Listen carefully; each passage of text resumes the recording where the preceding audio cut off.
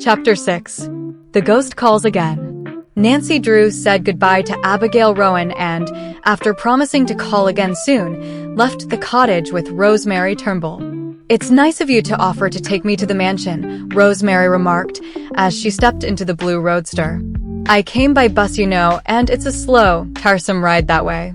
Floretta will be delighted to see me back home earlier than I had planned. Is your sister inclined to be nervous?" "Oh, yes. The slightest thing sets her off. She wouldn't stay at the mansion alone at night for anything in the world." "I don't wonder she is nervous. So many strange things have happened there. Floretta is certain the mansion is haunted. I keep telling myself I don't believe in ghosts, and I don't, but those shadows." Rosemary shuddered. "There's something uncanny about it." From the general conversation, Nancy Drew had gathered that Rosemary Turnbull was not the type of woman to be easily frightened. She was eager to visit the old stone house, for she felt that she had encountered a genuine mystery. "Have you told anyone about the strange happenings?" she inquired presently. Rosemary shook her head. "Only the sheriff, and he just sniffed. Seemed to think someone was playing a joke on us. Today I told Abigail Rowan, but otherwise I haven't mentioned it to a soul. You see, I thought that if we should want to sell, the rumor that the house was haunted wouldn't help the sale." "Hardly," Nancy replied. "But you don't wish to sell, do you?" "Only as a last resort." Nancy drove rapidly, for the hour was late, and she feared that unless she hurried, she would not reach her home before dark. When at last she did reach Cliffwood, it was nearly dusk. Rosemary directed her to the mansion, which was located in an isolated spot on the outskirts of Cliffwood. Through the tall oak and maple trees which partially hid the house from the road, Nancy Drew caught her first glimpse of the place. She was a little startled, for with its two large turrets at the front, the Turnbull residence was not unlike a ruined castle.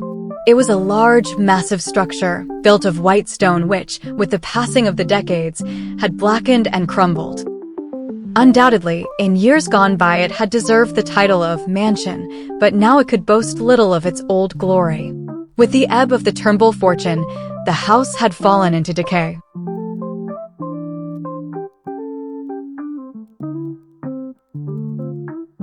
As Nancy drove up the winding driveway, she could not help but notice the ghost-like shadows which the trees, swaying in the breeze, cast on the stone walls. A feeling of uneasiness came over her, a sensation which she was at a loss to explain. "There's something creepy about the place," she thought. As Miss Rosemary said, "It's a perfect habitat for a ghost." Nancy was not superstitious, and certainly she did not believe in ghosts, but it seemed to her that the very air about the old place was oppressive. Perhaps Rosemary Turnbull had experienced the same sensation, for she turned her eyes toward the second story. "I don't see a light in Floretta's room," she observed. "I do hope nothing has happened while I have been away." Nancy stopped the roadster in front of the house and Rosemary alighted. "You're coming in, aren't you?" she inquired hopefully. Nancy hesitated. "I intended to, but it's growing so late.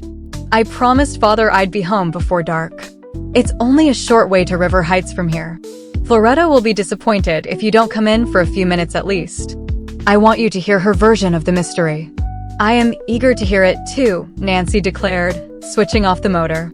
"All right, I'll come in even if it is late. Dad will forgive me this time." Rosemary fitted her latchkey into the lock and opened the heavy front door. "We've thought it best to keep the house locked the last few weeks," she explained. As Nancy Drew stepped inside, she noticed that the entire house had the appearance of having been built in more opulent times than the present. The rooms were spacious, especially the living room, which was furnished with old-fashioned colonial furniture. The walls were adorned with massive, gold-framed portraits, obviously of ancestors of the Turnbull line. As Nancy gazed at the pictures, she realized that once the Turnbulls had been the leading family in Cliffwood. They had been a proud family, but with Rosemary and Floretta the line would die out. Little remained of a fortune which had once been large. Rosemary and Floretta, while not poor, had an income only sufficient for their needs. Yet, because they were the last of the Turnbulls, they were welcome in the best of society. "My great-great-grandfather," Rosemary commented, indicating one of the pictures which had attracted Nancy's interest. He fought in the Revolution. I am sure if you were living today, no ghost would dare invade the mansion, and Rosemary smiled slightly.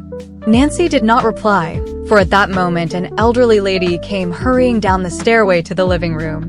In appearance, she closely resembled Rosemary, though she lacked her sister's firm chin. Nancy knew at once that it was Floretta. She saw, too, that something had disturbed the woman, for she was so agitated that she failed to note the presence of a visitor. "Oh, Rosemary," she burst out, "why did you leave me here alone? I knew something terrible would happen." "Floretta, you haven't seen anything?" Rosemary demanded shakily. "It's my diamond bar pin. It's gone." "Oh, Floretta, are you sure? Perhaps you misplaced it." "No, it's gone. I've looked everywhere." "Oh, what shall I do? I can't bear to lose it."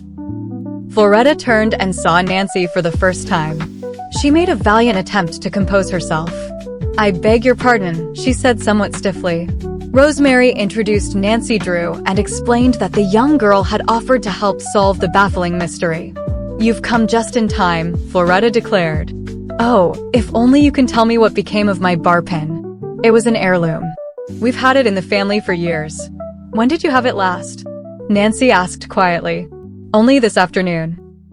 I was dressing in my room and was just completing my toilet when I heard the iceman at the back door. I dropped my bar pin on the dresser and hurried downstairs to let him into the kitchen." "Were you gone long?" Nancy interrupted. "Only a few minutes. Not more than 10 at the most. When I came back, my pin was gone." "Are you certain it didn't drop to the floor, or perhaps fall behind the dresser?" "Oh, I've looked everywhere." Floretta sank into a chair and buried her head in her hands. "I'm just sick about it. I wouldn't have lost it for anything in the world." Rosemary went to her sister and tried to comfort her. "We'll find the pin, Floretta. I'm sure it will turn up somewhere." She spoke with confidence, but nevertheless turned uneasy eyes upon Nancy. "Perhaps a bird flew in at an open window and took the pin," Nancy suggested. "Oh, I'm sure that couldn't have happened," Floretta insisted. "But if you'd like to see the room, I'll be glad to show it to you."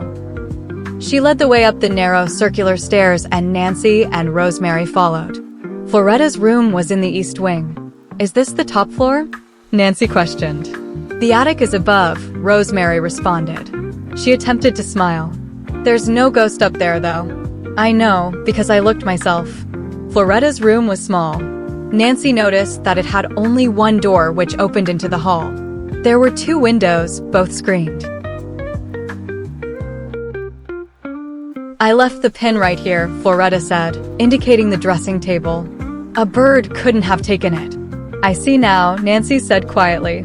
She crossed the room and examined the screens carefully. Apparently, they had not been touched, for an accumulation of dust was undisturbed. "I know someone entered my room while I was talking with the iceman," Floretta declared firmly. "Oh, I don't want to stay in this horrible house another night." "It's apparent no one entered by means of the windows," Nancy said quietly. "Tell me, from where you stood in the kitchen, could you see the stairway?" "Why, I could have if I had looked, I suppose." "The kitchen door was open." "You saw no one go up the stairs?" "Not a soul. But someone might have entered the house when I had my back turned." "Weren't the doors locked?" "Yes, I had forgotten that." "And if anyone had gone up those stairs, wouldn't you have heard them?" "I think I would have," Floretta admitted. "The stairs are old and they creak." "Then how did the thief get in?" Rosemary cried. "Floretta's bar pin couldn't have walked off by itself." "I wish I could tell you what became of the pin, but I can't," Nancy said regretfully. "I'm as puzzled as you are." As she spoke, she turned and for the first time noticed a closet door. Was it possible that the thief had entered the house early in the day and had hidden in the closet, biding an opportune time to snatch the pin? Floretta divined Nancy's thought, and a look of horror came over her face. "Oh, you don't suppose someone has been spying upon us?" she demanded fearfully.